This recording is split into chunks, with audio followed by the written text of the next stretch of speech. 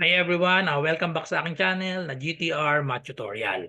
So for today's video, we will discuss another set ng word problem. So civil service exam, reviewer for numerical ability. So part 1, numbers 1 to 10. Okay, so dalawang part ito, 1 to 20 kasi ito na nakita ko sa isang website, 20 items. So explain natin ng detail.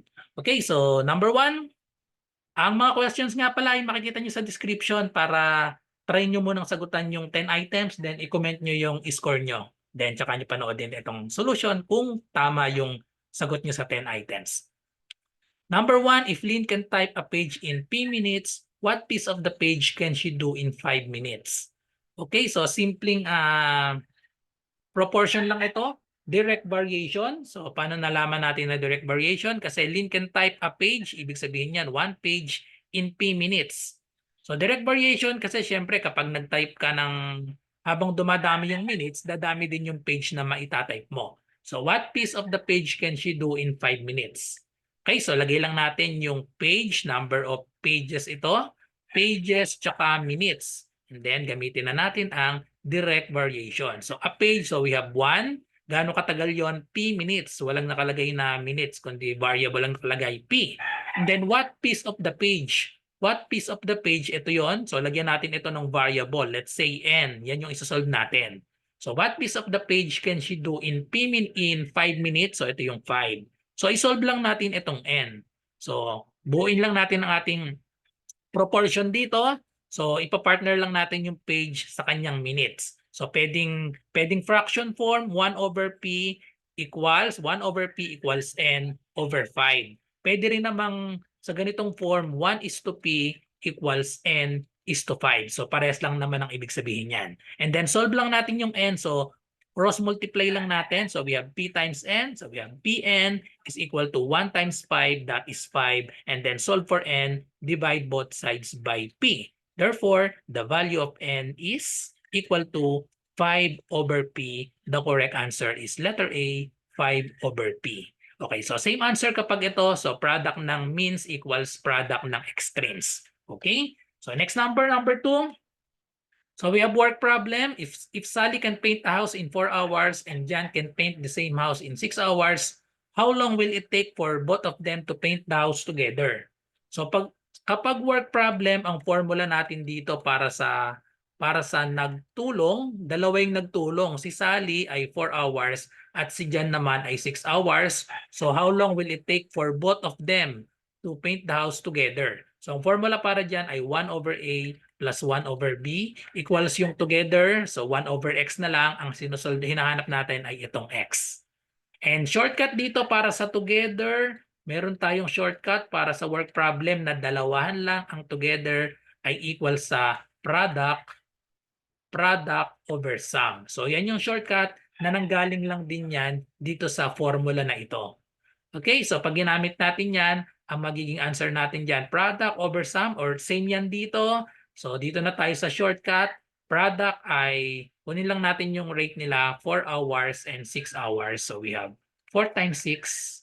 Divide natin sa sum, 4 plus 6. So, therefore, we have 4 times 6. That is equal to 24. And then 4 plus 6, that is equal to 10. And then, divide lang natin yan. 24 divided by 10, that is equal to 2, remainder 4. Tama? So we have 2 and 4 over 10. And then convert lang natin itong 4 over 10 sa minutes. So ang answer lang natin dito ay 2 hours and 4 over 10. Yung 4 over 10 ay i-multiply lang natin yan sa 60 dahil 1 hour ay 60 minutes. So kakancel out lang ito, 60 divided by 10, that will be equal to 6. 6 times 4, that is equal to 24 minutes. Okay, so therefore the correct answer is letter A, 2 hours and 24 minutes. Pero meron pa tayong, kung shortcut na ito, meron pang mas shortcut para dito. So ang isa pang technique na ginagamit ko sa work problem, kunin nyo yung dalawang rate nila. Dalawang rate nila, ayan. So si Sally kasi, kung 4 hours si Sally tsaka si Jan, kung pareha silang 4 hours, makukuha natin yung rate nila kapag together, i-divide lang natin sa 2. So 4 divided by 2 is equal to 2 hours kung parehas silang 4. Kung parehas naman silang 6, so magiging 6 divided by 2 equals 3. So ibig sabihin, ang range ng solution natin ay 2 to 3 hours. So gamit itong technique na ito, hanapin nyo lang sa choices yung 2 to 3 hours. Kung mapapansin nyo ang mga choices natin, eliminated agad si letter B hanggang letter E kasi lumampas siya sa 3 hours. So mas madali itong technique na ito dahil na-eliminate. Dito ang magiging sagot na lang natin ay letter A dahil eliminated na si B at si B hanggang E dahil lumampas sila dito sa range natin. 2 to 3 hours lang dapat ang sagot. Okay? So next number 3. So about sa discount problem, employees of a discount appliance store receive an additional 20% of the lowest price of an item. If an employee purchases a dishwasher during a 15% off sale, how much will he pay if the dishwasher originally cost 450? So, meron tayong regular na discount dito. So, ano bang formula na gagamitin natin dito? Formula for discount, ayan, or so we have, so yung unang sale price natin, okay, ayan masulat. Okay, so yung unang selling price natin dito equal sa, ang cost natin ay 450. And then ima-minus natin yung discount. So ito yung sale price natin. So sale price is equal sa cost. Ayan, cost minus the discount. Okay? So yung unang discount natin, so sale price equal sa cost. Ang cost ay 450 minus the discount. Ang discount, para makuha yan, yung rate natin, 15% in decimal, that is 0.15, imumultiply natin dito sa cost para makuha natin. Ito yung sale price. Okay, so we have 15%, so we have 0.15 times 450. Okay, so i-multiply lang natin yan, 450 minus 15% times 450. Meron nga pala tayong shortcut, pwedeng yung bina-breakdown natin by 10%, 5%, 1%. Kasi madaling computein yun para mas madali yung pagsasolve natin dahil civil service exam nga, kulang yung oras dito. So kailangan hanggat maaari, puro shortcut ang gagamitin natin. So 15% yan, kunin nyo lang yung 10%. Ang 10% ng 450, minumove lang natin yung decimal. 450, move natin yung decimal dito, magiging ang 10% ay 45 na lang. Okay? So dahil 15% ito, so hatiin natin yan. Hatiin natin itong 45, ang 5%, kalahati ng 45, that is equal to 2250. Tapos i-add natin yan para makuha natin yung 15%. Okay? Add natin to. So we have 15% is 4 plus 2, we have 6. Ayan, 6750. So therefore, we have 450 minus 6750. That is the sale price. So yan yung sale price. 450 minus 6750. Okay, so subtract lang natin, 6750. So we have 0, ito ay magiging 10, ito ay magiging 9, tapos ito, nawala. So ito ay magiging 4, ito naging 9, tapos ito ay naging 3. Okay, so we have bring down 3, so ito ay naging 14 minus 6, we have 8, 9 minus 2, we have 2, and then 10 minus 5. Okay, so 382.50 ang sale price. 382.50. Pero ang tinatanong dito, if an employee purchases, ayan, 15%, tapos may additional pala. Employees of the discount appliance store receive an additional 20% of the lowest. So ito yung sale price, 382.50. Pero dahil employee, may additional pa na 20% discount. 20% in decimal, that is 0.2. Okay? So kunin natin yung employee discount. Okay, so ito yung employee price ito. Employee price. Okay, so we have 382.50. Ima-minus pa natin yan ng 20%. Ang 20% ay 0.2 or 0.20 times ito pa rin. So 382.50. So 20%, madaling gawin dyan. Kunin ulit natin yung 10%. Dalawang 10% ang gawin natin para mentally masasolve na natin. Okay, so 10%, so 20% ang total niyan.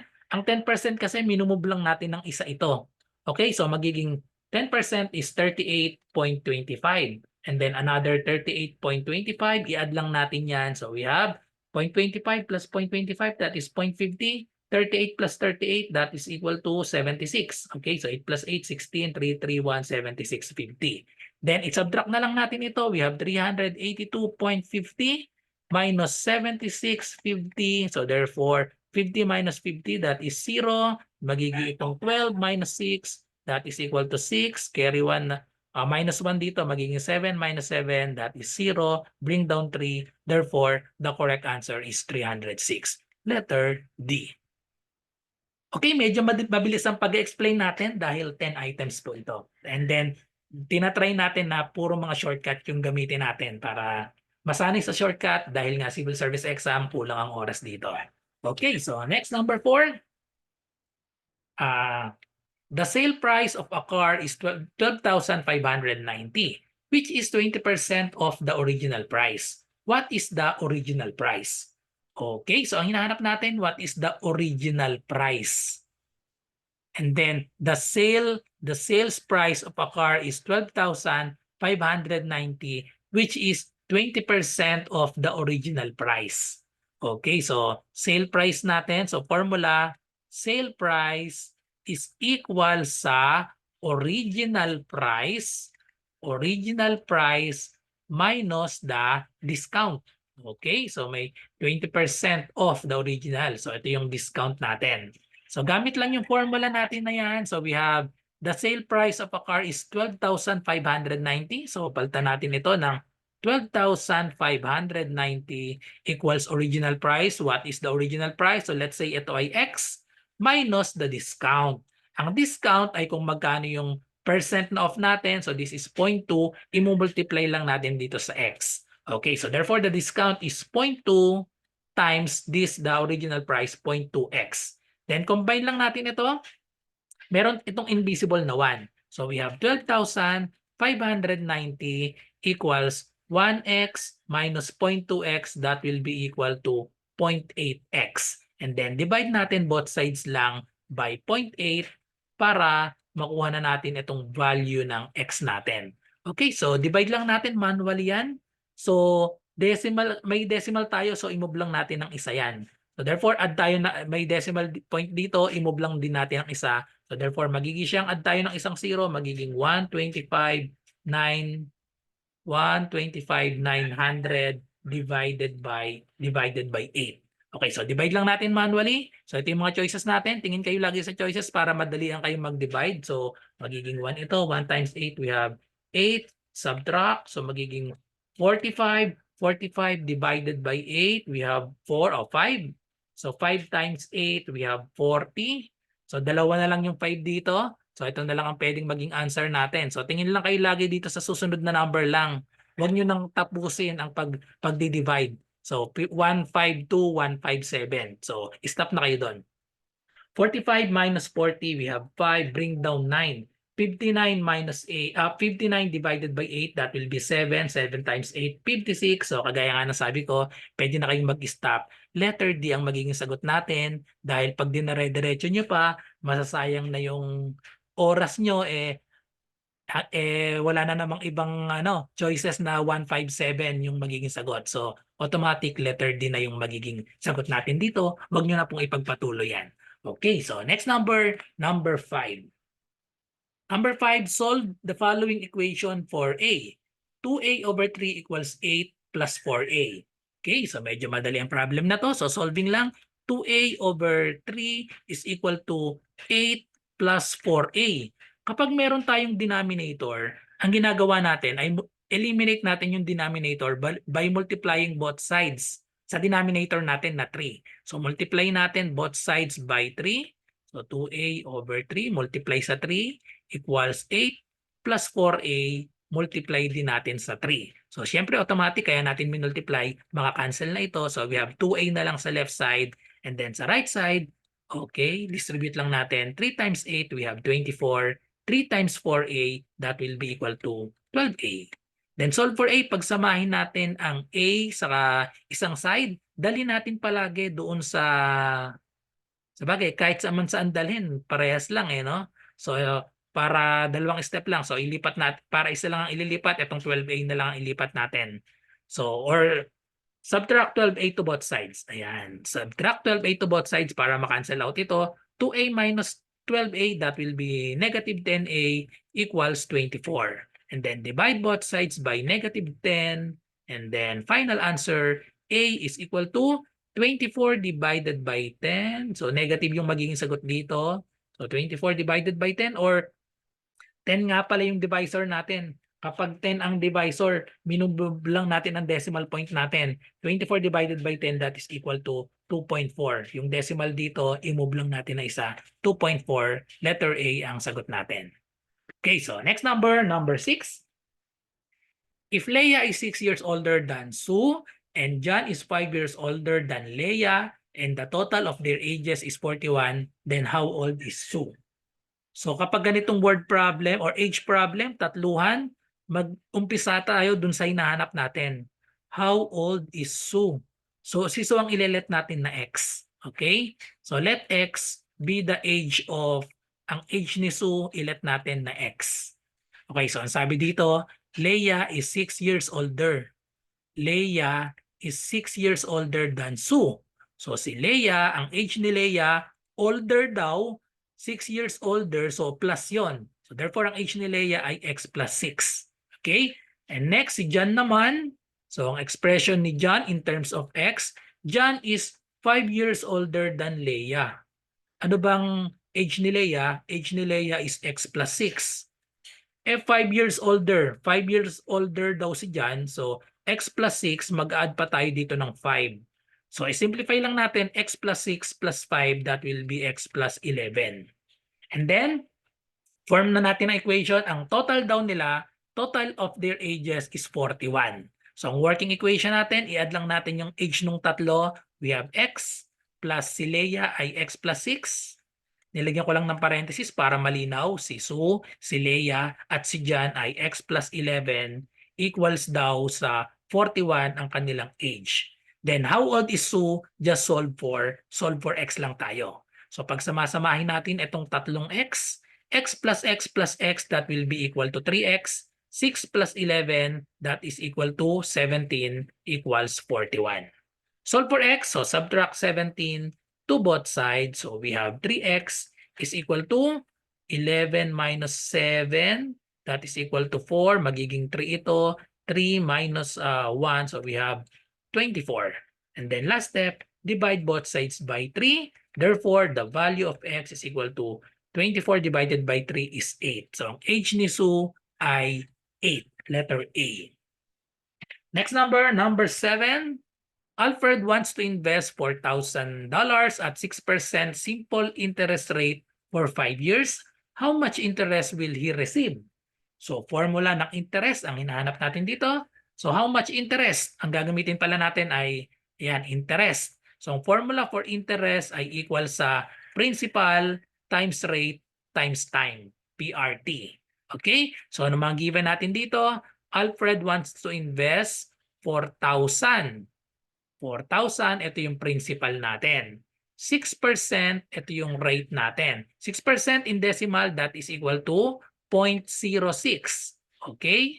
And then, for 5 years, so 5 years ang ating time. So, substitute lang natin sa formula natin. So, we have 4,000 times 0.06 times 5. Okay? So, therefore, the answer will be, dito muna tayo sa 4,000 times 6. So, 4,000 times 6 times 0.06. So, magiging lang yan. 6 times 3 0 ito. So, 3 0, 6 times 4, we have 24. And then, bilang tayo ng decimal places, 1, 2. So, bilang tayo dito, 1, 2. Therefore, we have 200. Ang product nitong dalawa, 240 times 5. Okay? So, 240 times 5, ang shortcut pag nagmumultiply ng 5, gawin lang nating dagdag lang tayo ng isang 0, 2,400, tapos i-divide natin sa 2. 2,400 divided by 2, that will be equal to 1,200. So therefore, ang kailangan niyang invest ay letter E, $1,200 para magkaroon siya ng interest na wants to invest 4,000. How much interest will he receive? napakalaki pala, 1,200 pesos ang mare-receive niyang interest sa 4,000. Okay, next number. Okay, number 8. Jim is able to sell a hand-carved statue for $670, which was 35% profit over his cost. How much did the statue originally cost him? Okay, so ang hinahanap natin dito, how much did statue originally cost him? Yung cost ang hinahanap natin. So Jim is able to sell. So ito yung selling price, and then ito yung profit natin, 35% profit in decimal, 35% is equal to 0.35. So ang formula natin para sa selling price, so we have selling price is equal to cost plus profit. Okay? So selling price equals cost plus profit. So yan ang formula na gagamitin natin dito. So Jim is able to sell, ayan, hand-carved statue for $670. So ito yung selling price natin, 0.35. So syempre ito yung profit. And then cost ang hinahanap natin. So substitute lang natin yung mga given. We have 670 equals sa cost. Ito nga yung hinahanap natin. Cost o lagay natin, pwedeng palitan natin ng X. So, since yan yung hinahanap. Plus profit. Ang profit natin ay 35% netong cost. Okay? So, therefore, magiging siyang 0.35. Imumultiply natin dito sa cost. Okay? So, 35% ng cost. So, 0.35x and then just solve for x. Pwedeng C na rin yung gamitin natin. Pinalitan ko lang ng x para sanay tayo na x ang ginagamit. So, i-add lang natin itong dalawa. May invisible po na 1 dito. So, 1x plus 0.35x. So, we have 670 is equal to 1.35x. Then, divide both sides by 1.35 para masolve natin si x natin. So, therefore, x is equal to, divide lang natin manually ito. So, may decimal tayo. So, move natin ito ng dalawa. 1, 2. Ito rin, i-move natin yung decimal point dito. Move ng dalawa. Add tayo ng dalawang 0. Magiging siyang 67,000. Divided by, para whole number na ito, 135. Okay, so manually lang natin gagawin yan. So, para naman, may guide naman tayo sa pagdi-divide. Titingin lang tayo sa choices. So, malinaw, puro 5 yan. So, automatic, 5 ang kakalabasan nito. Okay, so 5 times 5, we have 25. 5 times 3 is 15. Plus 2, that will be equal to 17. 5 times 1 is 5 times 1, 5 plus 1, 6. Lumampas pala. So, ibig sabihin, ang sagot na dito, letter A. Kasi letter A lang yung nag-iisang 4 yung simula dito. So, pwede na natin hindi idiretso itong pagdi-divide natin kasi nga na-eliminate na agad ang choices natin na letter B hanggang letter E. So, kapag diniretso natin, so, yan ang kakalabasan yan, 496.30. So, pakita na lang natin, 4 times 5, we have 20. 4 times 3 is 12, plus 2, we have 14. 4 times 1 is 4, plus 1, we have 5. Subtract natin, so 0 ito, 7 minus 4, we have 3. 6 minus 5 is 1. Bring down 0, so syempre kakalabasan yan, ayan na yung guide natin, 9. 9 times 5, we have 45. 9 times 3 is 27 plus 27 plus 4, we have 31.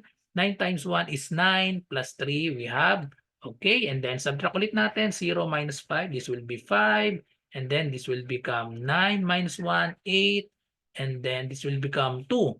Okay, so therefore, 85 na yung remainder natin, bring down natin yung 0. So, kakalabasan yan, 6. So, pag dinare-diretso natin, ay ito na nga yan. So, huwag natin i-diretso dahil sabi ko nga, masasayang yung oras dahil automatic. Tama na yung sagot natin dyan na letter A.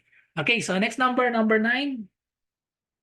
The City Council has decided to add a 0.03% tax on motel and hotel rooms. If a traveler spends the night in a motel room that cost $55 before taxes, how much will the city receive in taxes from him? So, imumultiply lang natin ito.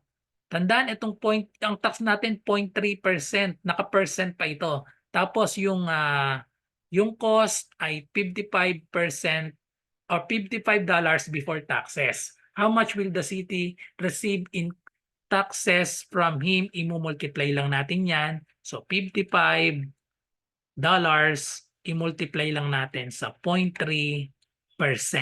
Okay? Tandaan, naka-percent pa ito. So therefore, i-convert natin sa decimal. Pag tinanggal yung percent, i-move lang natin yan ng dalawa. So magiging siyang 55 times, tanggalin ang percent, i-move ng dalawa, magiging 0.003 pag tinanggal na yung percent. Dalawang move. Papapunta dito yung decimal, so may dalawang zero dapat sa harap. Then multiply na lang natin yan. So we have 55 times 0.003. 3 times 5, we have 15. 3 times 5, another 15 plus 1. So we have 16. And then count the decimal places. 1. So meron tayong 1, 2, 3. So therefore, ang decimal natin ay mapapapunta dito. 0.165. So pag ni-round up natin ito ay magiging 0.17. 0.17, that is equal to 17 cents, which is letter D. Pag ni-round off natin, 17 cents. Okay, so last number. A student receives his grade report from a local community college. But the GPA is smudged. He took the following classes: a 2-hour credit art, a 3-hour credit history, a 4-hour credit science course, a 3-hour credit mathematics course, and 1-hour science lab. He received a B in the art class, an A in the history class, a C in the science class, a B in the mathematics class, and an A in the science lab. What was his GPA if the letters grade are based on a 4-point scale? Ito yung mga equivalent. Okay, so isolve lang natin. Combination lang ng mean ito or weighted mean. Weighted mean ang gagamitin nating formula para dito. Ano ba yung weighted mean? So mean is equal to summation nung weight dapat yan, WX over summation nung W, nung weight. Okay? So isa-isahin lang natin ito. Ilagay natin yung bawat subject. Isa-isahin natin. Subject, tapos yung grade, o yung letter muna, ilagay din natin yung letter, tapos yung kung ilan yung units natin dito. 2 hours. So yung hours ang ilagay natin dito. Okay, so hours. So ang subject natin, 2-hour credit art. So lagay natin art. 2 hours daw yung arts natin. And then isa-isahin nga natin. Ayan, 3-hour history. So sa history, meron tayong 3 hours, 4 hours sa science. So science, we have 4 hours. And then 3 hours credit sa mathematics. So 3 hours sa math. And then 1 hour science lab. So may lab pa pala dito, 1 hour science lab. He received B in the art class. Okay, so dito natin ilagay yung ano natin. So B in the art class, A in the history class, C in the science class, B in mathematics class, and then we have A in science lab. Okay, so kunin lang natin yung equivalent niyan. Ang B daw, ang equivalent niya ay 3. Ang A ay 4. So dalawang B dito, 3. Ang A ay 4. So this is 4. A is another 4. And then C ay 2. Okay, so kunin na natin ngayon ang substitute lang natin itong mga grades natin dito. Tsaka itong hours. So dito sa formula natin. So therefore, ang weighted mean natin, i-multiply lang natin ito. So multiply natin yan. Tapos i-divide natin sa product, sa sum nitong weight natin. Ang weight ay itong hours. Okay? So ito yung W, yung weight. So multiply lang ito dito sa taas, isa-isa. So we have 3 times 2. So pakita na natin or pwede siguro dito na natin ilagay yung product nila. Yung WX. Okay? So 3 times 2, that is equal to 6. 4 times 3, that is equal to 12. 2 times 4 is 8. 3 times 3 is 9. And then 4 times 1 is 4. Tapos, Para yung formula natin, gagawin na nating naka-table. I-add na lang natin itong weight natin dito, tapos itong product, WX. So i-add natin ito. We have 2 plus 3, we have 5, plus 4 is 9, plus 1 is 10, plus 3, we have 13. And then ito, i-add natin. 12 plus 8, so ito ay 10. And then 6 plus 4, another 10. So we have 20. Oh, okay, so meron pa palang 9 dito. 12 plus 8, so this is 10. 6 plus 4 is another 10. May 9 pa dito, so we have 29. Carry 2. Then i-add na lang natin itong 2 sa 2 digits dito sa 1 lang. So 2 plus 1, so we have, okay. So ang product natin or ang sum ng WX ay 39 over ang sum ng hours natin. Ito yung weight, yung hours ay 13. So tapos divide na lang natin 39 divided by 13, eksakto. So that is equal to 3. Therefore, ang kanyang GPA ay equal sa 3.0. Okay? So that's all. So thank you for watching. I hope nagustuhan yung explanation ko para sa 10 items na reviewer para sa civil service exam. Kung may question po kayo, ay i-comment nyo lang po dito sa aking channel. Pwede rin nyo rin akong i-DM sa aking messenger. Ayan, RJ Enseñado. So good luck sa lahat na nagre-review. Kita-kita tayo sa part 2. So bye-bye and God bless.